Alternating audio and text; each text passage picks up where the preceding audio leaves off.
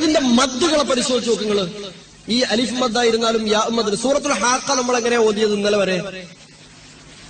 എങ്ങനെ സൂറത്തുൽ ഹാഖ ഓതിയത്? അൽഹാഖ മൽഹാഖ വമാ അദ്റാക മൽഹാഖ. നല്ലോണം തജ്വീദ് അറിയുന്ന ധൈര്യമുള്ള ഒരു സഹോദരൻ തൊട്ടപ്പുറത്ത് റൂമെന്ന് കേട്ടാ പറയുക എന്താ ആക്കാനാണ്? ഒന്നും ആക്കാനാവൂല. സൂറത്തുൽ ഹാഖ ഓതേണ്ടത് അൽഹാഖതു മൽഹാഖ വമാ അദ്റാക മൽഹാഖ